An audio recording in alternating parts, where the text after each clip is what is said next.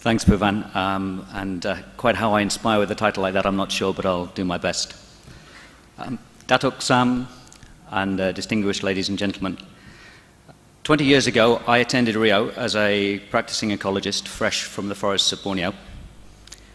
What we were desperately seeking at the time was private sector engagement and the ability to scale sustainability. Today, I'm proud to stand in front of you, global sector leaders, representing PwC's 700 sustainability practitioners, an organization that I never thought I'd see doing this kind of work.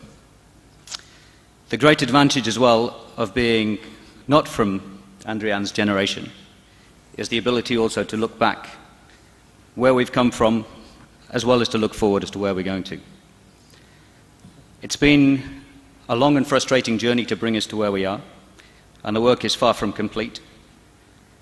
But there is much yet to be done, and there is the opportunity to be transformational. In terms of the single message I'd like you to take away from this talk, it's really that we do have an opportunity here to fundamentally change the way that the world works. Puvan's basically asked me to get out of the plantation and back into the helicopter. We understand that globally, agribusinesses, including palm oil, are under masses of pressure.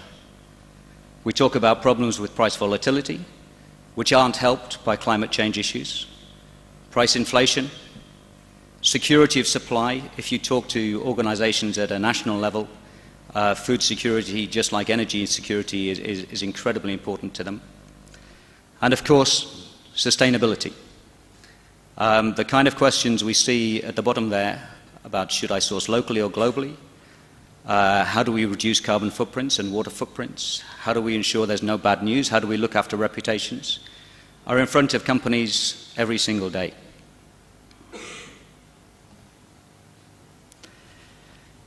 There's different ways to respond to this, however. What we've seen over the last 20 years is an increasing transition from compliant responses, where people have said, what does the regulation tell me that I have to do?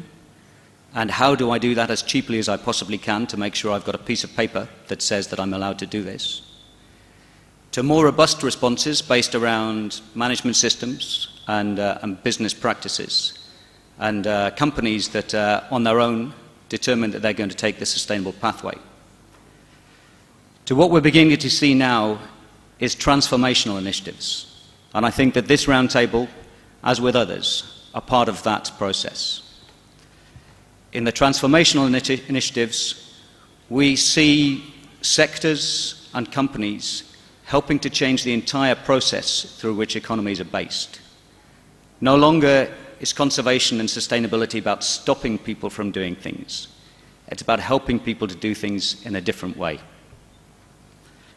What you'll see there in the diagram is a synthesis of some of the work that we've been doing with many stakeholders across in the heart of Borneo on a project that's been coordinated by WWF, amongst others, but also has incredible private sector engagement on the heart of Borneo.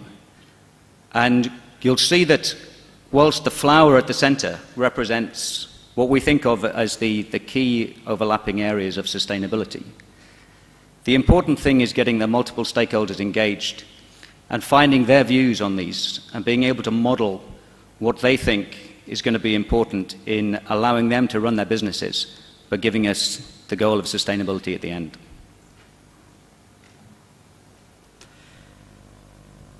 We've been developing, and others have also been developing, approaches to looking at green growth generation.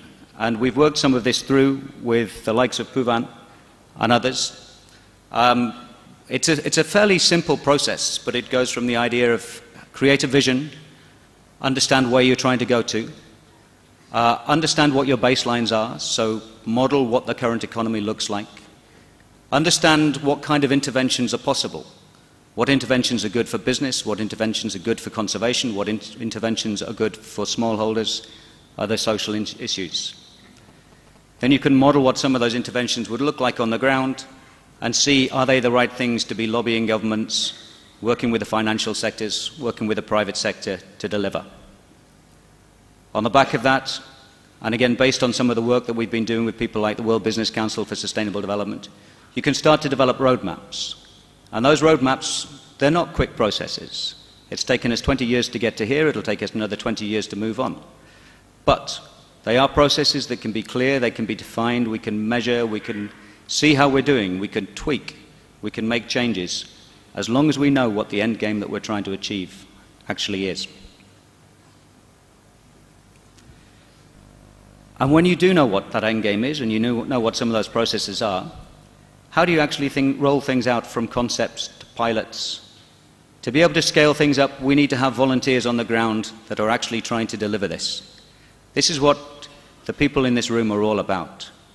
Let's work together to try some of these things out, see which ones work, adopt the ones that work brilliantly, tweak the ones that work less well, and then let's roll it out across the sectors, across the industries, across the nations.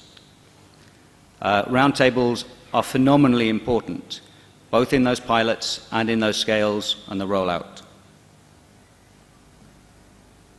Really, the fundamental elements that I think that the roundtables can bring are encapsulated in these 4 boxes. Future-proofing. By having multi-stakeholder engagement in some of these issues, we come up with innovative thinking that can help us solve problems. Solutions to things that not everybody realized were going to be problems in the first place. We can also look at ways of educating, getting the message across to as many people as we possibly can, as quickly as possible. Redistributing. We need to make sure that the voices that can be heard in a round table, where there is no head, allow even the smallest of the stakeholders to get their message to the table to ensure that they benefit from the work that's being done. And finally, communicating. We really need to work as a sector with the rest of the world that's out there. If we can raise the awareness of the sustainability that we're trying to do within RSPO, we can actually provide a light that other organizations and other sectors can start to follow. To sum up then, the issues are complex. The integrated solutions that we need to work on need to take into account the macroeconomic implications of the interventions that we put in place. We need multiple stakeholder engagement to be able to get this right. And for me, the roundtables are absolutely critical in making sure that that stakeholder engagement occurs. Thank you very much.